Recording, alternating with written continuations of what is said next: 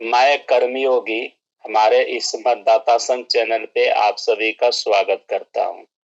आइए मित्रों, आज हम एक नया विषय हम लेके आए हैं और विषय यह है कि हमारी बिहार की दुर्दशा। तो मित्रों, जैसे कि एक ब्यौरा मैं यहाँ पे रख के आगे कार्यक्रम को शुरू कर रहा हूँ कि मित्रों, राज्य की व्यवस्था चलाता है एक जन समुदाय द्वारा चुने हुए जनप्रतिनिधि, विधायक, मंत्री, मुख्यमंत्री। और राज्य की विधानसभा के हाथों में मित्रों राज्य की सभी सरकारी व्यवस्था तंत्र विधानसभा के हाथों में ही रहती है और विधानसभा के माध्यम से ही वहां से कानून भी बनाया जाता है राज्य के लिए और उस कानून के माध्यम से उस राज्य की व्यवस्था संचालित किया जाता है। तो मित्रों, अब बात करूंगा बिहार के जन समुदाय का जो प्रत्येक चुनाव में अपना जनप्रतिनिधि चुनकर राज्य की विधानसभा में उन्हें भेजती है बिहार की व्यवस्थाओं को संचालित करने हेतु। तो मित्रों, सर्वप्रथम मैं यह कहना चाहूंगा कि वैसे तो हमारा समाज हम सभी लोग मिलकर ही रहते हैं, न तो हमारे समाज में किसी प्रकार की कोई मतभेद रहता है। हम एक एक दूसरे के शादी विवाह में जाते भी हैं, उठते भी हैं, बैठते भी हैं। एक दूसरे से हर समाज के लोग एक दूसरे से हालचाल भी लेते हैं। वैसे किसी प्रकार की कोई मतभेद नहीं रहता है। लेकिन मित्रों, जब जैसे ही चुनाव आ जाता है राज्य में, बिहार राज्य के अंदर, वैसे ही हर बिहार के चुनाव में हर वोटर अपने अपने जाति के नेता ढूंढने लग जाता है और अपने ही जाति वाले नेताओं को ही अपना वोट देता है। तो मित्रों, यहाँ पे हमारे समाज की वह मानसिकता में भेदभाव क्यों है?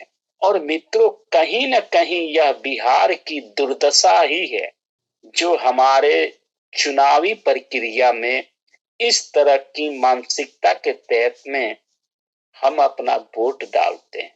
मित्रों, इसमें हम ही गुनाहगार नहीं है, इसमें यह हमारी मानसिकता बनाई गई और हमारे बिहार राज्य के जितनी भी पार्टियां हैं, सब जातियों को विभाजन करके उनकी जनसंख्या के आधार पे उन्हीं की जाति के कैंडिडेट को खड़ा करती है और इसी के माध्यम से वो सत्ता प्राप्त करती है।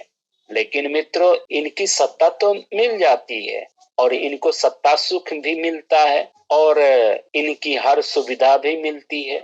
लेकिन इसके परिणाम क्या होता है? इसका परिणाम यह हो जाता है कि हमारा समाज दुर्दशा, पतन और हमारी राज्य की दुर्दशा।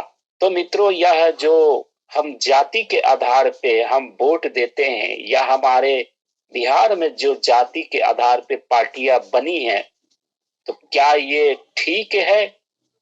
अब इस पर मैं बात करूंगा कि बिहार के समाज की जो हर चुनाव में अपनी जाति देखकर अपने जाति वाले नेता एवं पार्टियों को ही वोट देती है तथा बिहार में अधिकतम जाति आधारित ही पार्टियां मित्रों बनी है।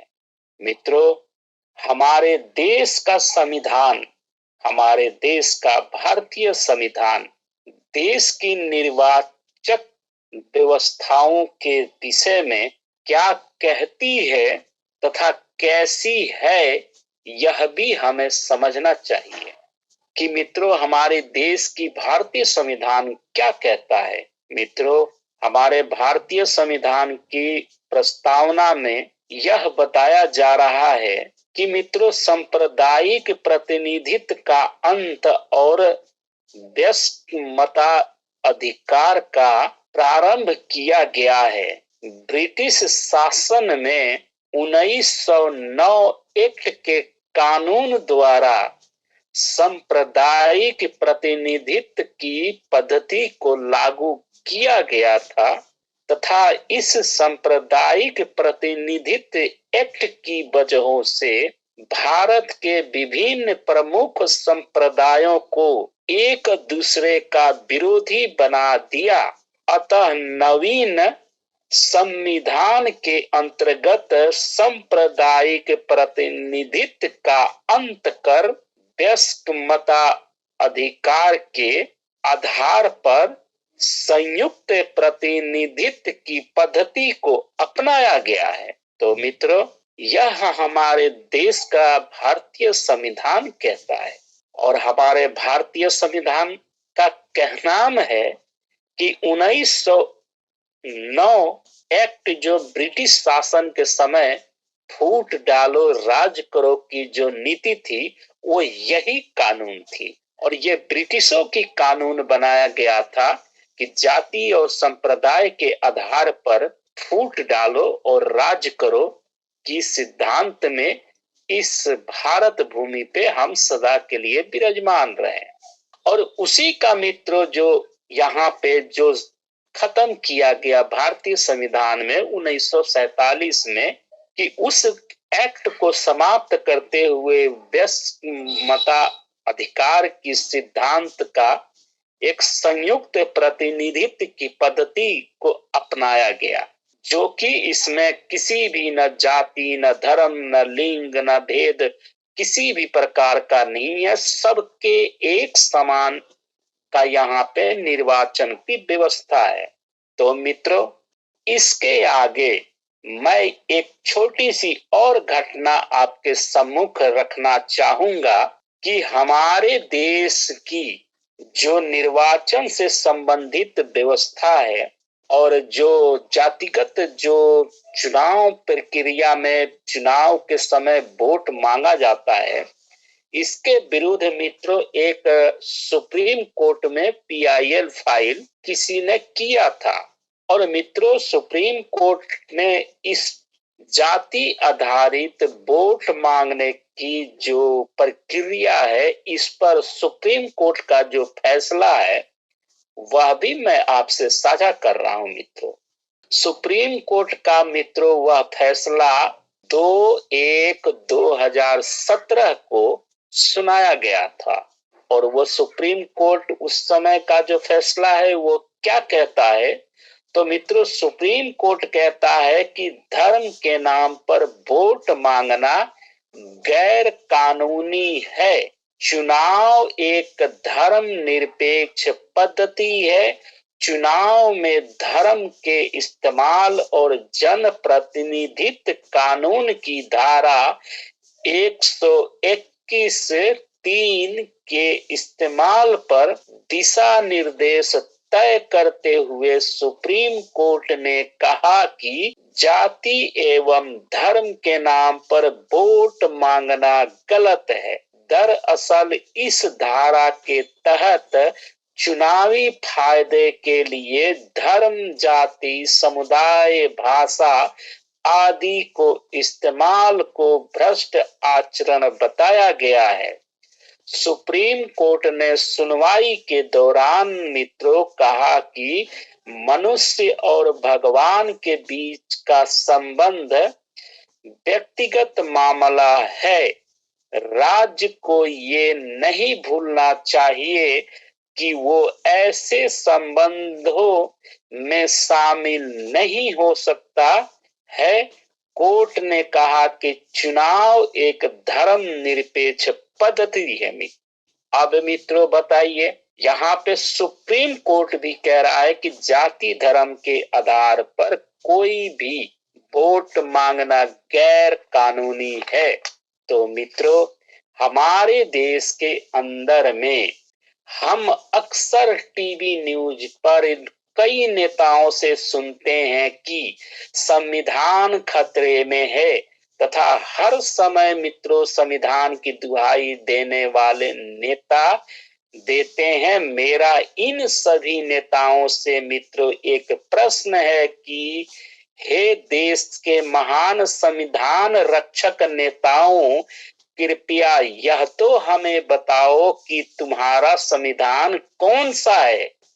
सन 1947 में लागू हुए संविधान या तुम्हारे जो सत्ता प्राप्ति हेतु तुम्हारे मतलब एवं तुम्हारी स्वार्थ की जो पूर्ति करे वह संविधान है। मित्रों, यह लोग बार बार संविधान संविधान की दुहाई, हाय संविधान संविधान खतरे में, संविधान खतरे में। तो मित्रों, इनका संविधान है कौन?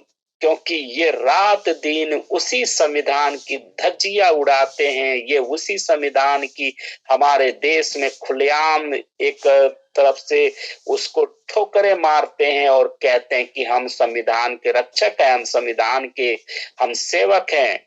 तो मित्रों, यहाँ पे तो भारतीय संविधान तो साफ कहती है कि किसी भी नेता का कोई हक नहीं है इस तरह से वोट मांगने का।